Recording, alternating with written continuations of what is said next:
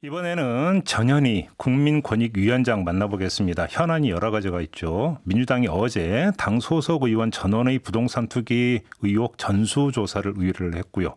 또 전현희 위원장은 이해충돌방지법 제정을 계속 힘주어서 강조를 하고 있는데 이런 현안들 모아서 함께 이야기 나눠보도록 하겠습니다. 나와 계시죠? 네, 안녕하세요. 네, 안녕하세요. 엊그제 대통령이 주재한 반부패 정책협의회가 열렸는데요. 이 자리도 참석을 하셨죠, 위원장님?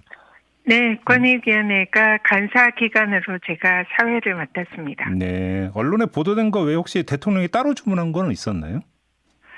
대통령님께서 이해충돌방지법 제정 필요성에 관해서 네. 굉장히 강조를 하셨고요. 네, 물론 이제 부동산 투기나 적폐 문제가 매우 심각한 사회적 현안이라 그 부분에 좀 더 강조점을 두시면서 이런 사태가 발생하지 않기 위해서는 네. 특히 공공 부분에서 솔선수범해야 되고 이해충돌방지법 통과가 매우 중요하니 좀 적극적으로 입법이 되도록 노력해라라는 당부 말씀이 있으셨습니다. 알겠습니다. 이해충돌방지법 이야기 나왔으니까 한번 좀 이것부터 좀 질문 드려볼게요. 그러니까 이제 이 법 명은 참 많이 들었는데 그럼 법안 내용이 어떻게 되는지는 좀 세세하게 들은 바가 없거든요. 핵심 내용이 어떤 겁니까? 이해충돌방지법이라고 하면 좀 쉽게 설명드리면 예. 공직자들이 직위를 이용해서 뭐 정보라든지 권한 같은 것을 이용해서 예. 사익 추구하는 이것을 막는 법이 이해충돌방지법입니다. 그래요. 그래서 공무원들이 정보나 이런 게 많잖아요. 예. 그리고 권한도 있으니까 이번에 LH 사태 같은 경우가 전형적인 그런 정보 이용 사익 추구가 되겠는데요. 네. 그래서 이해충돌방지법에는 이런 정보 이용을 아예 사전에 차단할 수 있도록 이 사적 이해관계나 직무 관련성이 있을 때 그것을 신고해서 이번과 같은 부동산 거래 자체를 아예 신고하고 또 관련 직무에서 회피할 수 있는 이런 규정이 있고요. 예. 그래서 뭐 사전에 이런 이제 부동산 거래를 차단할 수 있는 효과가 있습니다.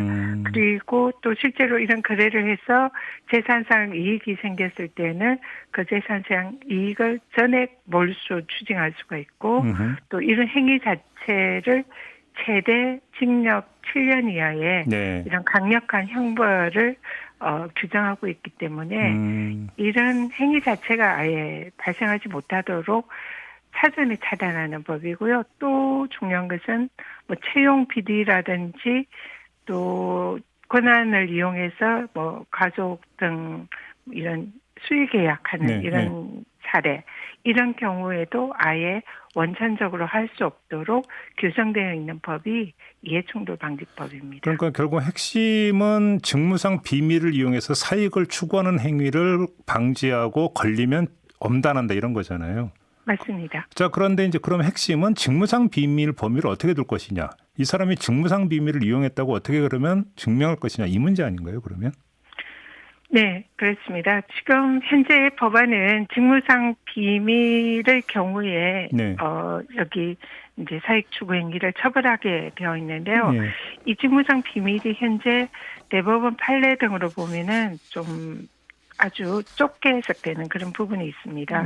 그래서 형식상 비밀로 규정이 되어 있거나 이제 비밀로 보호할 가치가 있는 경우 직무상 비밀로 해석을 하고 있는데 지금 이제 워낙 이런 지금 이제 공직자 비밀 이용 사례들이 많다 보니 예. 이 비밀의 범위를 좀 더 넓혀서 비공개 정보까지 좀 더 넓혀야 되는 거 아니냐. 그러니까요. 이런 이제 얘기들이 많이 나오고 있고요. 그래서 현재 지금 국회에서 논의 중에 이런 이제 법에는 이 좀 더 직무상 비밀을 비공개 정보까지 넓히는 방향으로 지금 현재 논의 중에 있습니다. 그러니까 예를 들어서 이제 질문을 다시 한 번만 드려볼게요. 이제 LH 문제가 불거졌으니까 LH 갖고 사례를 들어서 좀 질문 드리고 싶은 게 네. LH 그 전북본부에서 일하고 있는 사람들이 수도권 시흥 이런 데 땅 투기를 했다는 거 아니겠습니까?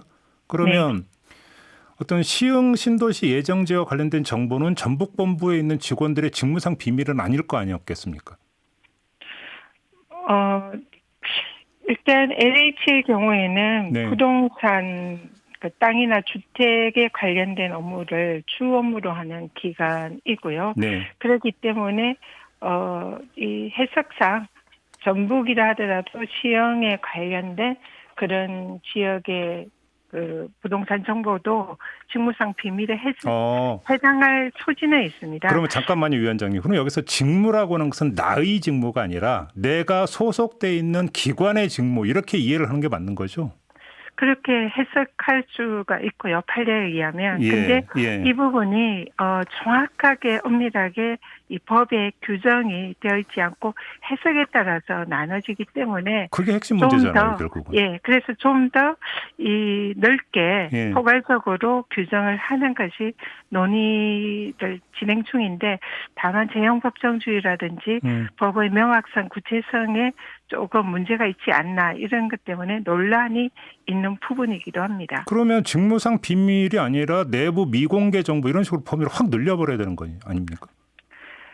지금 현재 직무상 비밀 이용 차익 추구는 형벌 7년 이하의 아주 강력한 네. 형벌이 처해지기 때문에 이제 재형 법정주의나 법률의 명확성 원칙이 적용이 되기 때문에 네. 이 부분에서 미공개 정보라고 하면은 범위가 너무 넓고 명확하지 않다라는 그런 주장이 있어서 이 미공개 정보는 직무상 비밀도 규정하면서 예. 미공개 정보도 따로 규정해서 예. 이 부분에 대해서 좀 형벌을 조금 완화하는 식으로 규정하는 것도 가능하지 않을까 생각합니다. 근데 이거저거 다 떠나서 국회는 왜 지금 이거 통과 안 시키고 있대요? 지금 그러니까 위원장님 말씀하신 그런 이유를 대면서 혹시 통과 안 시키고 있는 겁니까? 우선 겉으로는 신중한 처리가 필요하다. 재정법이라 네.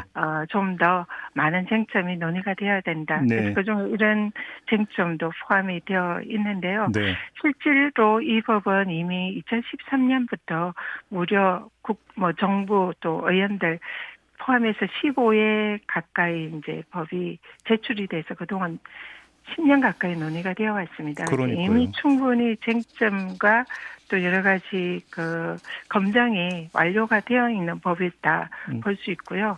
공청회도 마쳤기 때문에 사실상 통과 이런 여러 가지 환경은 무르익었다, 성숙되었다 이렇게 보이고요. 다만 국회의원들이 하나 업무가 좀 많은 이해충돌 상황에 직면할 수 있는 이런 가능성이 있기 때문에 네. 내심 그런 부분에 있어서 이 법이 의정활동을 좀 침해할 수 있지 않나 이런 또 우려가 있지 않나 이런 생각을 합니다. 의정활동을 침해하는 거에 대한 우려인지 사익추구 활동을 침해하는 거에 대한 우려인지는 좀 국민이 좀 판단할 문제인 것 같고요. 네. 알겠습니다. 다른 주제로 넘어가겠습니다. 민주당이 어제 국민권익위원회에 소속 의원 전원에 대한 부동산 투기 의혹 전수조사를 의뢰를 했는데요. 자, 그럼 위원회에서 어떻게 조사를 하게 되는 거예요? 구체적으로? 네, 국민권익위원회는 부패방지 총괄 기관으로 평소에 이러한 부패 실태 조사라든지 뭐 이해충돌 관련된 이런 점검이라든지 이런 것을 사실상 주 업무로 해오는 기관입니다. 네. 그래서 관련된 부패 관련 전문 조사관들이 현재 한 150여 명 가까이 있고요. 예. 그리고 또 우리 현재 그 부패방지 부위원장인 이건희 부위원장이 전에 공수처장 최종 후보로도 올라가셨고 검사 출신이시죠? 예. 네, 그래서 이분을 단장으로 해서 또 지금 저희 위원회에 부장 검사가 지금 현재 파견 근무 중이고요. 현직 경찰관 직원들도 다수 있습니다. 그리고 변호사 출신도 약 20명 가까이 있고요. 그래서 충분히 전문 인력이 있기 때문에 이 조사관들 중심으로 특별 전담팀을 구성을 해서 한 내일 정으로 출범을 할 예정입니다. 그래요? 그래서 객관적으로 공정하게 이 조사를 이루도록 최선을 다하겠습니다. 그런데 조사 인력은 알겠는데 조사 권한은 어느 정도까지 있는 겁니까? 권익위원회. 수사까지는 권익위에서는 할 수가 없고요. 예. 다만 실태 조사라든지 점검 이런 것은 할 수가 있기 때문에 이번에 부동산 관련해서 국회의원들 전원이 가족 포함해서 개인정보 동의서를 제출을 했습니다. 네. 그래서 이런 개인정보 동의서가 있기 때문에 예. 지금 다른 기관, 뭐 국세청이라든지 금융이라든지 이런 기관의 협조를 받아서 같이 좀 또 협조받는 이런 다른 공무원들도 포함을 해서 예. 조사를 할 것이기 때문에 예. 실질적으로 조사에 큰 어려움은 없다 생각합니다. 그러면 지금 제출에 따른 동의서가 국회의원 본인의 동의서입니까? 아니면 직계 좀비속 동의서까지 다 제출이 된 겁니까? 다 포함되어서 지금 제출이 되어 있습니다. 직계 좀비속 동의서까지 다 제출이 됐습니까? 네네, 그렇습니다. 네. 근데 이제 다만 여기에 제가 전직 민주당 국회의원 출신이다 보니까 예. 야당의 일각에서는 좀 공정성, 중립성의 우려를 제기를 하고 있는데요. 네. 저는 현재 지금 당직이 없습니다. 권익위원장은 당직을 반환을 해야 할 수 있는 자리고요. 예.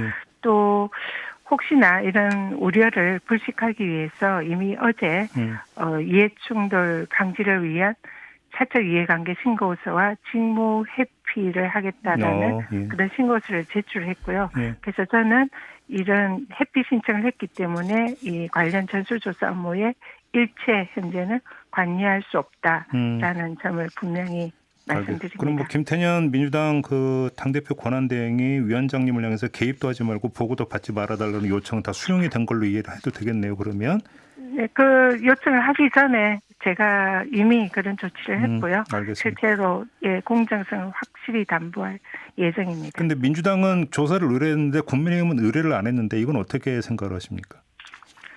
국민의힘 쪽에서는 이제 위원장의 그 민주당 국회의원 출신이라는 부분 때문에 좀 참여하기 어렵다라는 그런 입장인 것 같은데요. 네.